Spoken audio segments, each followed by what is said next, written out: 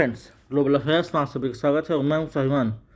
ये video clip जो आपने देखी ये दर्शाता है कि कैसे टेक्नोलॉजी को हमेशा अपडेट करते रहना चाहिए और कॉन्स्टेंटली अपडेट करने से इसके क्या फ़ायदे होते हैं। क्यों बात कर रहा हूँ मैं टेक्नोलॉजी के अपडेशन की, क्यों मैं इसकी आज चर्चा कर रहा हूँ? मैं इसलिए चर्चा कर रहा हूँ क्योंकि ये टेक्नोलॉजी है डिफेंस से रिलेटेड जो कि बहुत वाइटल है, बहुत इम्पॉर्टेंट है और आज इसकी चर्चा करना बहुत ज़रूरी है क्योंकि चाइना लेकर आया है अपना 6th जनरेशन वॉरफेयर का एक नमूना। अपना 6th जनरेशन फाइटर जेट लेकर आया है चाइना, जिसकी चर्चा ग्लोबली हो रही है। दरअसल आज हम चर्चा करते हैं 5th जनरेशन वॉरफेयर की, 5th जनरेशन फाइटर जेट की, फिर चाहे वो F-35 अमेरिका का या फिर वो हो सुखोई Su-57 ऑफ रशिया। हम इसे एक्वायर करना चाहते हैं, इंडिया से एक्वायर करना चाहता है और दोनों अमेरिका और रशिया इसमें लगे हुए हैं कि हम में से कोई एक इसे ले लें। लेकिन इन सब को से आगे जाते हुए चीन लेकर आया अपना 6th जनरेशन का फाइटर जेट, जो कि इन सब को पछाड़ता है, जो कि USA और यूरोप दोनों को पीछे छोड़ते हुए आगे पंक्ति पर दिखाई देता है। नो डाउट हमें ज़रूरत है इसी चीज़ की, नो डाउट हमें ज़रूरत है एक मॉडर्न वारफेयर की, एक हार्डवेयर की, डिफेंस की, ताकि हम सबसे compete कर सकें। ये बात सही है कि हम स्पेस में हो डिफेंस में आगे बढ़ रहे हैं। स्पेस में हमारा इसरो के जवाब नहीं, इसरो आगे बढ़ रहा है। इसरो लोगों को चांद पर पहुंचाने के काबिल हो गया है। इसरो मेडन लॉन्च में 100+ सैटेलाइट छोड़ सकता है। इसरो फॉरेन कोलैबोरेशन कर रहा है, इसरो रेवेन्यू जनरेट कर रहा है। लेकिन जहाँ पर डिफेंस की बात होती है वहाँ पर हम थोड़े पिछड़ जाते हैं। इसलिए हम चाइना से आज 10 साल से अधिक पिछड़ चुके हैं, क्योंकि उसके 6th जनरेशन वारफेयर का हमारे पास कोई जवाब नहीं है। हमारे पास तो खुद का 5th जनरेशन वारफेयर भी नहीं है, उसका 6th जनरेशन का फाइटर जेट हमें चैलेंज आज कर रहा है।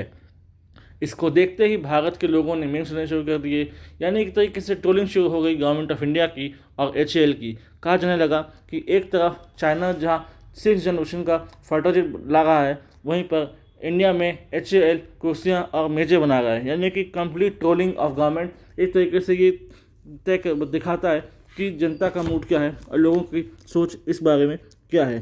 और क्यों ना हो, हमें कॉन्स्टेंटली आगे बढ़ना चाहिए था और ये होगा जब तक हमारा डिफेंस बजट $100 बिलियन का नहीं होगा, तब तक हम चाइना को मैच नहीं कर पाएंगे।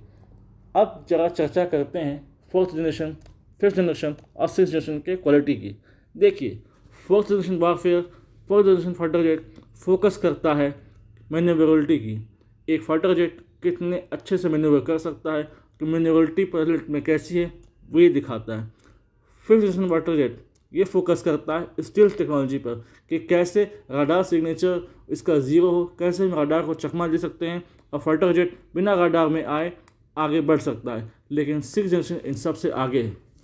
एक तो बात ये 6th जनरेशन सिर्फ ये नहीं करता कि वो राडार सिग्नेचर से बचाए और मैन्यूवरेबिलिटी दे, इसके साथ साथ वो हमें देता है AI टेक्नोलॉजी। जी हाँ, AI टेक्नोलॉजी से लैस है 6th जनरेशन फाइटर जेट। ये चाइना का 6th generation fighter jet AI से जनरेटेड है और इसलिए एडेड एडवांटेज देता है। इसके अलावा ये अनमैन्ड है। जी हाँ, यहाँ पायलट नहीं बैठा होगा। ऐसा नहीं है कि यहाँ पायलट के बैठने की सुविधा नहीं होगी या ऑप्शन ही दिया गया होगा। कोई डेडिकेटेड अगर ऑपरेशन हो, कोई डेडिकेटेड अगर मिशन हो, तो वहाँ पर जरूर कोई ना कोई पायलट वहाँ पर होगा, लेकिन एसेंशियली वहाँ पर कोई पायलट हो ऐसा नहीं है।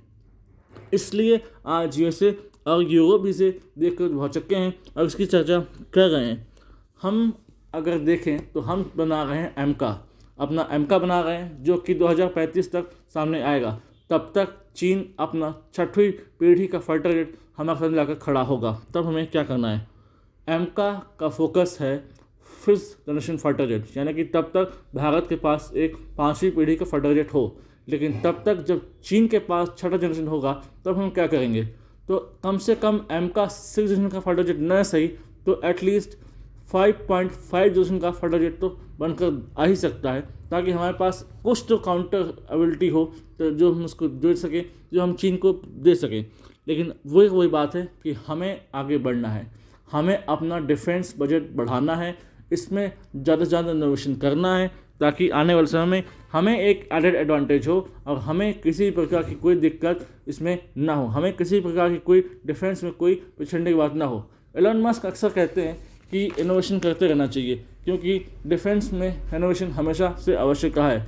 हमें और क्या करना चाहिए, हमें ड्रोन्स को और भी ज़्यादा लीथल बनाना चाहिए, हमें ड्रोन्स को और भी ज़्यादा एक्टिव बनाना चाहिए, हमें ड्रोन्स को और भी ज़्यादा प्रोएक्टिव अप्रोच में ले जाना चाहिए, हमें हाइपरसोनिक मिसाइल्स पर और ज़्यादा इन्वेस्ट करना चाहिए। इसलिए हमें चाहिए कि हम DRDO, डिफेंस रिसर्च और डिफेंस प्रिपेयर्डनेस सब फोकस करना चाहिए, ताकि आने वाले समय में हम चीन को बराबर उसकी टक्कर में डाल दे सकें। हम चीन को कह सकें कि हाँ ठीक है, हम थोड़े कम पीछे सही, लेकिन आपको ज़्यादा देने में हम सक्षम हैं। और ये तभी संभव होगा जब हम 5.5 जनरेशन के बारे में सोचें। अभी तो हमें यही फोकस करना चाहिए कि हमारे पास 5th जनरेशन का फाइटर जेट हो, लेकिन कम से कम अब हमें 6th जनरेशन पर फोकस जरूर करना चाहिए, ताकि हम आगे बढ़ सकें। इससे रिलेटेड कोई वाइटल इन्फॉर्मेशन आती है, I will make a dedicated video in this regard. Thanks for watching. जय हिंद, जय भारत।